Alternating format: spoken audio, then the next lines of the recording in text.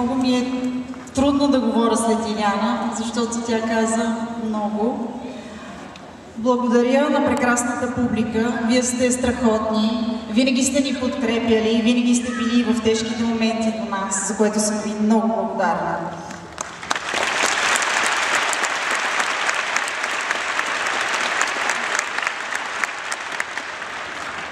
Искам да благодаря на много хора, но аз искам да благодаря на Иляна.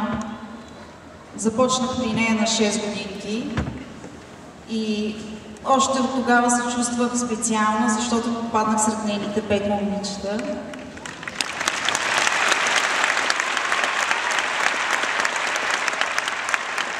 Тя ме научи как да стана шампион. След това имаше търпението да ме научи как да стана добър треньор. През цялото време ме възпитаваше още от малка, за което много ти благодаря.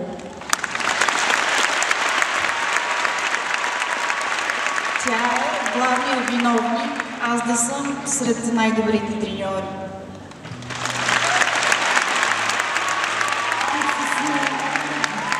Господ ти е дал да бъдеш най-добрият треньор.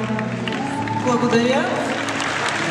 Благодаря, че никога не позволи на никой да ме срути и да ме смачка през тези години.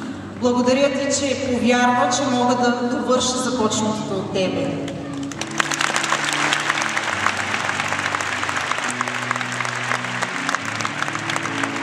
Благодаря на целия си екип, страхотни професионалисти, много ви обичам. Благодаря на прекрасните момичета, че и вие ми се доверихте, че мога да се справя. Обичам.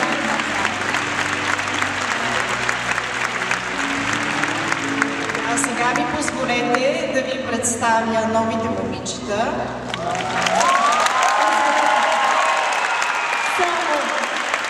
Само ще наруша сценария. Много се извинявам, но уважаема публика, много моля за вашите аплодисменти, защото след това няма да имам думата.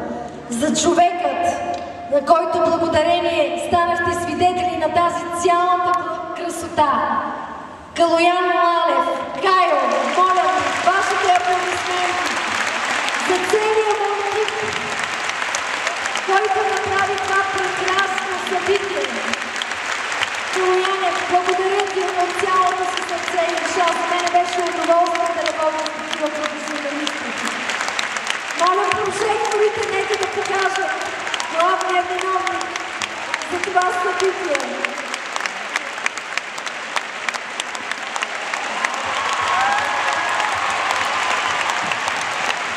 Благодаря ти, Кайо. Благодаря. И извинявай за нарушаването на сценария. Така че ми позволете сега да ви